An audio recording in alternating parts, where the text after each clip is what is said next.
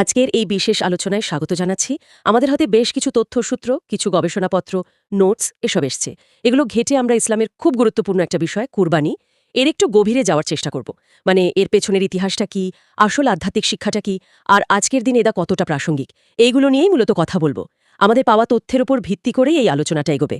চলুন তাহলে শুরু করা যাক, একদম একদম গোড়া থেকে।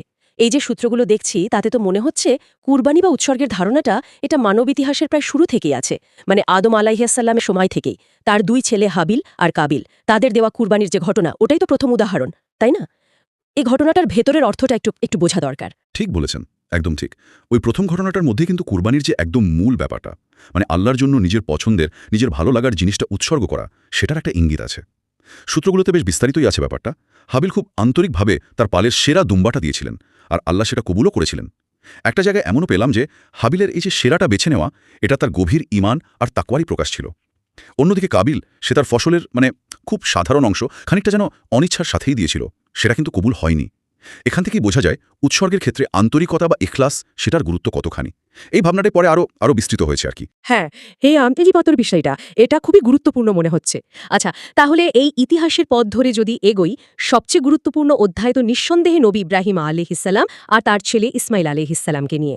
আমাদের হাতে যে বিভিন্ন সূত্র আছে, বিশেষ করে ধরুন তাফসির বা ঐতিহাসিক বিশ্লেষণ, সেখানে তো এই ঘটনাটাকেই কুরবানির বিধানের একেবারে মূল ভিত্তি বলা হয়েছে। ঘটনাটা যেভাবে বলা আছে সত্যি অসাধারণ, একটা পরীক্ষার চূড়ান্ত পর্যায়ে যেন। নিঃসন্দেহে এখানে সবচেয়ে ভাবার মতো বিষয় হলো আল্লাহর আদেশের প্রতি নবী ইব্রাহিম আলাইহিস সালামের ওই যে প্রশ্নহীন আনুগত্য। যখন তিনি স্বপ্নে দেখলেন যে নিজের ছেলেকে কুরবানি করতে হবে, সূত্রগুলো বলছে তিনি একটুও দ্বিধা করেননি, বা আল্লাহর আদেশ নিয়ে কোনো প্রশ্ন, কিচ্ছু না। একটা উৎসে তো ইব্রাহিম আলাইহিস সালামের ওই সময়ের মানসিক অবস্থা, তার দৃঢ়তা, আল্লাহর প্রতি অগাধ বিশ্বাস, এগুলোর একটা মনস্তাত্ত্বিক বিশ্লেষণও দেওয়া হয়েছে।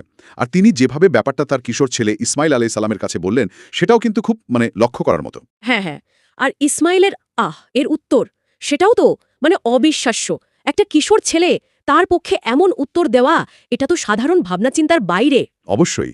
পবিত্র কোরআনে ওই যে সূরা আস-সাফাত আয়াত ১০২ থেকে ১০৭, ওখানে এই কথোপকথনটা খুব পরিষ্কার আছে। যখন ইব্রাহিম আলাইহিস সালাম বললেন, বাবা, আমি স্বপ্নে দেখেছি তোমাকে জবাই করছি, তোমার কি মনে হয়? ইসমাইলের উত্তরটা দেখুন, কি পরিণত প্রজ্ঞা আর আল্লাহর প্রতি কি গভীর আত্মসমর্পণ। বললেন, বাবা, যা আদেশ পেয়েছেন তাই করুন, ইনশাল্লাহ আপনি আমাকে ধৈর্যশীলদের মধ্যেই পাবেন। এটা শুধু বাবার প্রতি ছেলের সম্মান না, এটা আল্লাহর ইচ্ছার কাছে পুরোপুরি সঁপে দেওয়া।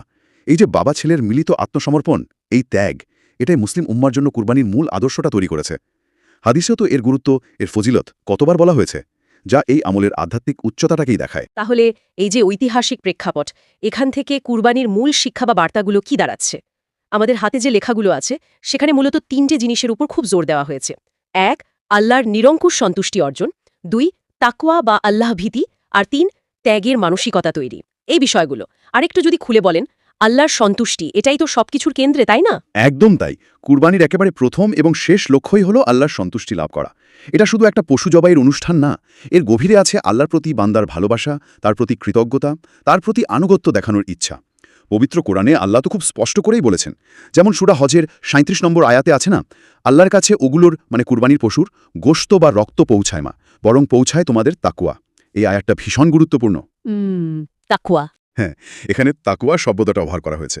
এর মানে কিন্তু শুধু ভয় না, এটা আরও ব্যাপক একটা ধারণা। মনে সবসময় আল্লাহর উপস্থিতিটা অনুভব করা, তার প্রতি গভীর ভালোবাসা আর শ্রদ্ধা রাখা, তার আদেশগুলো মানার চেষ্টা করা, আর যা নিষেধ করেছেন তা থেকে নিজেকে বাঁচিয়ে রাখা, এই সব কিছু মিলিয়েই তাকওয়া। তার মানে তাকওয়া এমন একটা গুণ যা আমাদের পুরো জীবনকেই প্রভাবিত করার কথা। তো কুরবানি এই তাকওয়া অর্জনে কিভাবে সাহায্য করে? ওকেই কোরবানি দেয়। এই কাজটা তাকে মনে করিয়ে দেয় যে সবকিছুর আসল মালিক তো আল্লাহ। তার হুকুমের সামনে নিজের ইচ্ছাটাকে ছেড়ে দেওয়াই হচ্ছে আসল আত্মসমর্পণ। এই যে ছেড়ে দেওয়ার অনুভূতি, এটাই তাকওয়ার ভিত্তি করে তোলে। একটা উৎসে দেখলাম তাকওয়ার সাথে সামাজিক দায়িত্ববোধের একটা সুন্দর সম্পর্কও দেখানো হয়েছে। যার ভেতরে সত্যিকারে তাকওয়া আছে, সে আল্লাহ সৃষ্টির প্রতিও সহানুভূতিশীল হয়ে ওঠে। আর ত্যাগের ব্যাপারটা, ইব্রাহিম আলাইহিসসালামের ঘটনা, সেটা তো ত্যাগের চূড়ান্ত পর্যায়। নিজের সন্তানের চেয়ে প্রিয় আর কি হতে পারে? এই ত্যাগের শিক্ষাটা আজকের দিনে কতটা প্রাসঙ্গিক? খুবই প্রাসঙ্গিক, খুবই। ত্যাগ বা তাজহিয়া এর মানে হলো আল্লাহর খুশির জন্য নিজের সবচেয়ে প্রিয় জিনিসটা, সেটা হতে পারে বস্তু, হতে পারে সময়, শ্রম, এমনকি নিজের ইচ্ছা বা শখ, সেটা ছেড়ে দেওয়ার জন্য মানসিকভাবে প্রস্তুত থাকা। ইব্রাহিম আলাইসাল্লামের ঘটনাটা তো এই ত্যাগের সর্বোচ্চ উদাহরণ। তিনি আল্লাহর ভালোবাসাকে নিজের সন্তানের প্রতি ভালোবাসারও ওপরে জায়গা দিয়েছিলেন। এই ঘটনা আমাদের এটাই শেখায় যে আল্লাহর সন্তুষ্টির পথে কোনো কিছুই বাধা হতে পারে না। আজকের সময়ে এই ত্যাগটা শুধু পশু জবাইয়ের মধ্যেই আটকে নেই, এর প্রতীকী অর্থটা অনেক গভীর। ধরুন, নিজের অহংকারকে দমন করা, অন্যের জন্য নিজের সময় বা টাকা খরচ করা, কোনো অন্যায় থেকে নিজেকে বাঁচানোর জন্য কষ্ট স্বীকার করা, এই সবই কিন্তু আল্লাহর জন্য ত্যাগ। সূত্রগুলোতে আলোচনা আছে কিভাবে এই ত্যাগের মানসিকতা একজন মানুষকে ভেতর থেকে পরিশুদ্ধ করে আল্লাহর কাছাকাছি নিয়ে যায়। এটা শুধু বছরের একটা আনুষ্ঠানিকতা না, বরং এটা নিজের ভেতরের পশুত্বকে দমন করে মনুষ্যত্বকে জাগিয়ে তোলার একটা কন্টিনিউয়াস প্রসেস আর কি। বেশ গভীর বিশ্লেষণ। আচ্ছা, ইতিহাসের পথ পেরিয়ে মূল শিক্ষাগুলো বোঝার পর এবার একটু প্রায়োগিক দিকে আসা যাক। ইসলামে কুরবানির যে এখনকার নিয়মকানুন বা বিধানগুলো আছে আর এর সামাজিক প্রভাব, এই বিষয়গুলো নিয়েও তো আমাদের সূত্রগুলোতে বেশ বিস্তারিত আলোচনা আছে। প্রতি বছর জিলহজ মাসে সারা পৃথিবীর মুসলিমরা এই ইবাদতটা করেন। এর তো কিছু নির্দিষ্ট নিয়মকানুন নিশ্চয়ই আছে। হ্যাঁ, ইসলামী শরিয়তে কুরবানির খুব সুনির্দিষ্ট নিয়মকানুন বা ফিকি বিধান আছে। এটা সাধারণত জিলহজ মাসের 10 তারিখ মানে ঈদের নামাজের পর থেকে শুরু হয়, আর আয়ামে তাশরিকের শেষ দিন পর্যন্ত করা যায়, মানে 12 বা কোনো মতে 13 তারিখ সূর্য ডোবার আগে পর্যন্ত। কাদের উপর কুরবানি ওয়াজেব বা আবশ্যক সেটাও ঠিক করা আছে। ফিকির ভাষায় বললে যে ব্যক্তি নেশা পরিমাণ সম্পদের মালিক তার উপর কুরবানি করা ওয়াজেব। এই ওয়াজেব আর নেশাব, এই দুটো টার্ম যদি একটু সহজ করে বলতেন, কারণ আমাদের একটা নোটে দেখলাম এই পরিভাষাগুলো ব্যাখ্যা করার উপর জোর দেওয়া হয়েছে। আর নেশাব হচ্ছে ওই ন্যূনতম পরিমাণ সম্পদ যা কারো কাছে থাকলে তার উপর জাকাত ফরজ হয় আর কুরবানি ওয়াজিব হয়। প্রচলিত হিসাব অনুযায়ী এটা হলো 7.5 তোলার সোনা, মানে প্রায় 87.45 গ্রাম, অথবা 52.5 তোলা রূপা, মানে 612.15 গ্রামের মতো। আচ্ছা। অথবা এর সমান দামের নগদ টাকা বা ব্যবসার মাল বা এমন জিনিস যা দৈনন্দিন লাগে না, এগুলো যদি কারো কাছে থাকে, মানে নিজের ঋণ আর মৌলিক চাহিদা পূরণের পর যদি অতিরিক্ত থাকে, তাহলে তার উপর কুরবানি ওয়াজিব। একটা তুলনামূলক ফিকেহের বইতে দেখলাম এই নেশাব ঠিক করার ব্যাপারে বিভিন্ন মাযহাবের মধ্যে সামান্য কিছু মতপার্থক্য আছে, আর তার কারণগুলো ব্যাখ্যা করা হয়েছে। বোঝা গেল।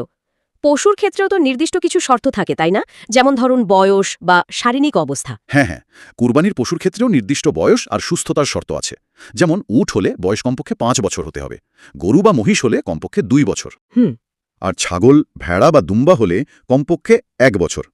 তবে হ্যাঁ, ভেড়া বা দুম্বা যদি 1 বছরের একটু কমও হয় কিন্তু দেখতে বেশ হৃষ্টপুষ্ট, মানে 1 বছর বয়সীদের মতোই লাগে, তাহলে সেটা দিয়েও কুরবানি করা যাবে। এছাড়াও পশুটাকে সুস্থ আর নিখুঁত হতে হবে। ধরুন, অন্ধ বা এক পা খোঁড়া বা খুব অসুস্থ বা এত দুর্বল যে জবাইয়ের জায়গা পর্যন্ত হেঁটে যেতে পারে না, অথবা কান বা লেজের বেশিরভাগ অংশ কাটা, এরকম পশু দিয়ে কুরবানি হবে না।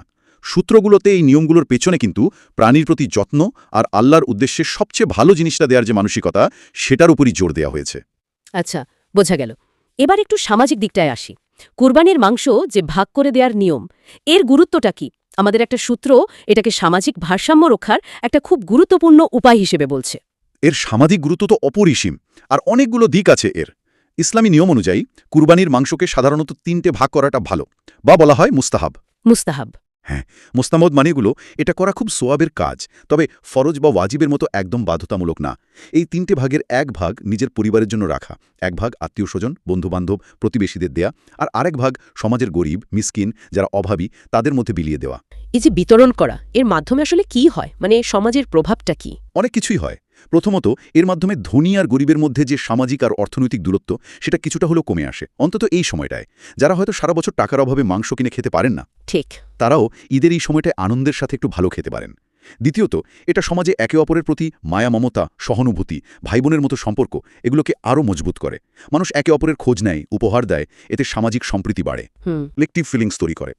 সারা বিশ্বে একই সময়ে মুসলিমরা যখন এটা পালন করে, তখন তারা নিজেদের একটা বৃহত্তর সম্প্রদায়ের অংশ হিসেবে অনুভব করে। একটা সমাজতাত্ত্বিক বিশ্লেষণে দেখলাম কুরবানির এই বিতরণ ব্যবস্থাটা স্থানীয় অর্থনীতিতেও বেশ ভালো প্রভাব ফেলে, বিশেষ করে চামড়া শিল্প বা এ সংক্রান্ত ব্যবসাগুলোতে। তবে হ্যাঁ, কিছু উৎসে আবার এটাও বলা হয়েছে যে আজকালকার শহরী জীবনে এই বিতরণটা ঠিকমতো ম্যানেজ করা, এটা নিয়েও কিছু চ্যালেঞ্জ আছে, সেটাও আমাদের ভেবে দেখতে হবে। সত্যি এর প্রভাবটা বহুমাত্রিক। তাহলে দেখুন, আমরা আলোচনাটা শুরু করেছিলাম হাবিল কাবিলের প্রথম উৎসর্গ থেকে। সেখান থেকে নবী ইব্রাহিম আর ইসমাইল আলাইসাল্লামের আল্লাহর প্রতি সেই চরম আনুগত্য আর ত্যাগের পরীক্ষ, তার মধ্য দিয়ে কুরবানির এই বিধানটা পূর্ণতা পেল, আর আজকের মুসলিম সমাজে এটা পালিত হচ্ছে। এর পুরো যাত্রাটাই শুধু ঐতিহাসিক না, বরং আধ্যাত্মিক আর সামাজিক তাৎপর্যে একদম ভরপুর। এবং এই লম্বা যাত্রাপথেই এর আসল শিক্ষাগুলো গেঁথে আছে। আল্লাহর আদেশের সামনে পুরোপুরি সঁপে দেওয়া বা আত্মসমর্পণ, যেটাকে আমরা ইসলাম বলি, সেই আদেশ পালনে আন্তরিকতা বা ইখলাস, মনের ভেতরে আল্লাহর ভয় আর ভালোবাসা জাগিয়ে রাখা, মানে তাকওয়া অর্জন করা, যেটা আমাদের জীবনের সব ক্ষেত্রেই পথ দেখাতে পারে। আর সবশেষে হলো ত্যাগের ওই মহান শিক্ষাটা, আল্লাহর সন্তুষ্টির জন্য নিজের সবচেয়ে প্রিয় জিনিসটা ছেড়ে দেওয়ার মানসিকতা। এই সবগুলো জিনিস মিলেই কিন্তু কোরবানির আসল রূপটা তৈরি হয়। আমাদের এই আলোচনা থেকে এটা বেশ পরিষ্কার হলো যে কুরবানি আসলে শুধু একটা ধর্মীয় আচার বা পশু জবাইয়ের মধ্যে সীমাবদ্ধ নয়।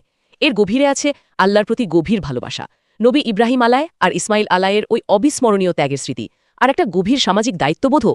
এই শিক্ষাগুলোই তো প্রজন্ম থেকে প্রজন্মে চলে আসছে আর মুসলিমদের ঈমানকে আরও শানিত করছে। হ্যাঁ, আজকের এই পর্যালোচনা থেকে একটা জিনিস পরিষ্কার, কুরবানি একই সাথে ব্যক্তিগত আধ্যাত্মিক উন্নতির পথ, আবার সামাজিক কল্যাণ নিশ্চিত করারও একটা অসাধারণ ইসলামী ব্যবস্থা।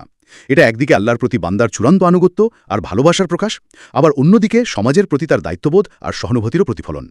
তবে এই আলোচনাটা শেষ করার আগে একটা জরুরি প্রশ্ন বোধহয় আমাদের সামনে রেখে যায়, জানিয়ে হয়তো আরও ভাবা যেতে পারে। বলুন।